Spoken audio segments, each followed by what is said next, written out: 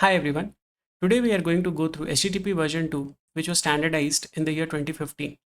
Now HTTP version 2 is very important as around 50 to 60% of the HTTP requests flowing on internet today is primarily HTTP 2 request.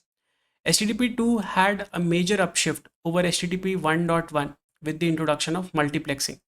In the previous video we saw with the help of multiplexing, we can send multiple HTTP request responses over a single TCP connection with the help of streams. Now, in HTTP 1.1, we had the concepts of keep alives. Now, with keep alives, we can have a single TCP connection open over a longer duration of time. And let's say we have multiple requests that are sent from client to the server sequentially. So the servers can respond to these requests again sequentially. Okay. Now, let's say if response 1 takes longer duration of time to be generated, and response 2 and response 3 are generated very quickly. The response 2 and response 3 had to wait for response 1 to be generated and sent because the server had to maintain the in order of the request. Now, because of this, head of the line pipeline blocking was introduced because your subsequent responses had to wait for the previous response to be generated and sent. And if the previous response was slow, your subsequent responses had to wait in the queue. Okay. Now to resolve this issue, we had the concept of multiplexing introduced in HTTP version 2, as a result of which your each request is broken down into multiple smaller data frames, and each request is basically attached with a stream ID. So let's say if request 1 is being sent on stream ID 1 and request 2 is being sent on stream ID 3. So all the data frames of request 1 will have stream ID 1 attached as unique identifier, and similarly request 2 will have stream ID 3 attached to its data frames. And these requests can interleave on the TCP connections, unlike HTTP 1.1 wherein it had to be sequential.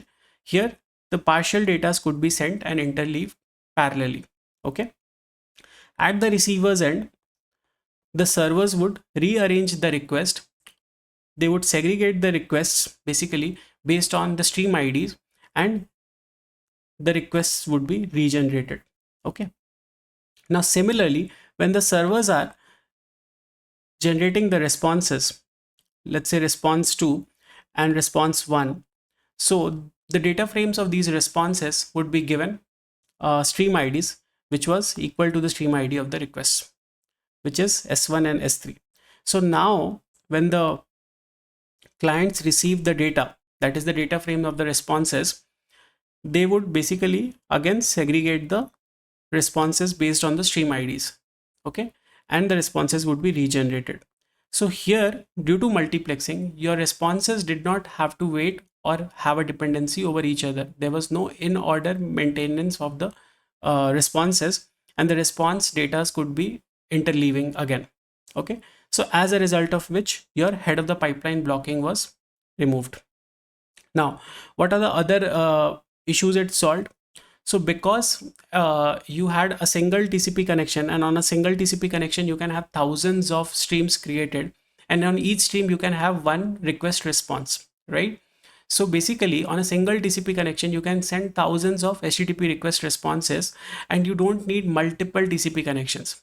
So because the number of TCP connections maintained were less, higher throughput was achieved. More data could be sent on a single TCP connection. Okay.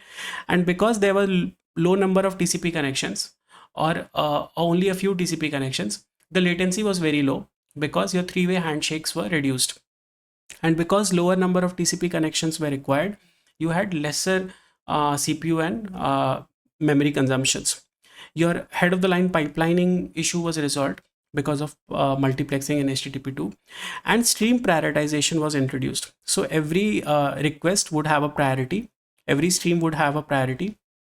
And let's say if your request 1, which is flowing on stream 1, is having a higher priority, more data frames from request 1 could interleave than request 2. Okay, so let's say if 3 data frames would be put on that TCP connection, 1 data frame from request 2 would be put, so more priority is given to request 1. Okay. Now, what are the other benefits we had?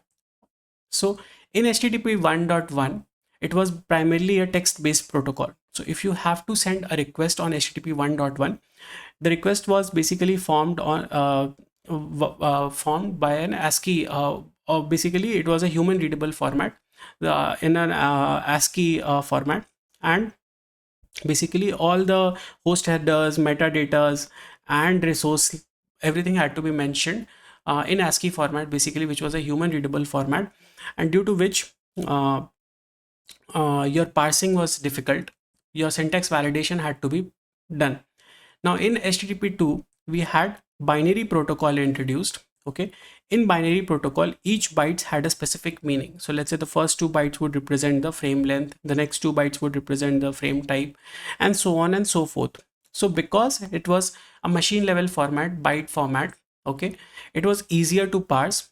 It consumed less bandwidth. Okay, so basically it was easier to parse. No abstract syntax tree would be created for text-based parsings. Okay, in HTTP2, because it was binary protocol, and faster processing because it was more closer to machine level code, and then your compaction was better because you had a binary protocol. Now there was a header compaction that was introduced in HTTP2. This was very important. So let's say you have a client and you have a server, and the client sends 1,000 requests to the server, and each request is let's say having metadata headers such as host headers, user agent, let's say your session ID, let's say your authorization, bearer tokens, let's say your agent. So all these data had to be duplicated across all the requests in HTTP 1.1, whereas in HTTP 2 only the deltas were sent, and even they would be like kind of mapped. So let's say you have static tables here, and let's say your host header example.com is mapped as index 2. So every time the client sends in the header index 2, the server would know, oh, they mean that it's host header example.com. So such indexing was performed. So, and there was Huffman encoding, due to which higher compactions were achieved, and because the headers were now consuming lesser bandwidth, you had more bandwidth for the actual payload data. Okay, and throughput was increased. Now HTTP always until 1.1 was a request response model, wherein the client would request and the server would respond. Now in HTTP 2, for the first time, the servers could independently push the data to the client. So this was the push based push based servers were first time enabled in HTTP version 2. Okay, now flow control was also achieved in HTTP version 2. So let's say you have a sender and you have a receiver. If the receiver is slow and the sender is very fast, it might happen that the data would fill up all the buffers, and there's a congestion in the network that would happen. Okay, and which would make the network very slow. Okay, now to remove this issue, the receiver generally in HTTP2 will let the sender know, okay, as to what is the rate at which the sender should send the data. It should not be very fast, it should not be very slow. It will be in accordance to how the receiver is processing the data. Okay, now this data flow control is already a characteristic of TCP connections. Okay, as we know, all the HTTP versions, HTTP version 0.9, 1.0, 1.1, everyone is using TCP connection. So this flow control at the transport layer is always there. Okay, but in HTTP version 2, this flow control was introduced at the stream level. Okay, so let's take an example. Let's say you are watching a live feed. Okay, and in the live feed you have, let's say, the video stream, you have the audio stream that is coming, and you have the chat stream. So you have stream 1 for video, you have stream 2 for audio, and you have stream 3 for chat. So the receiver, which is your browser, could basically dictate that video should be sent at, let's say, 50 kbps. your audio should be sent at, let's say, 20 kbps, and your chat should be sent at 5 kbps, because this is the data at which I'm processing all the three streams. And this is how at each stream level it could basically set the expectation to the sender. Okay. Now, what are the issues HTTP version 2 had? Now, HTTP version 2 basically removed the application layer head of the line pipeline blocking. But head of the line blocking was still present at the transport layer. What do I mean by that? So let's say your request 1 and request 2 data frames are interleaving on the transport layer. So request 2 will not block request 1 and request 1 will not block request 2, and similarly for the responses as well.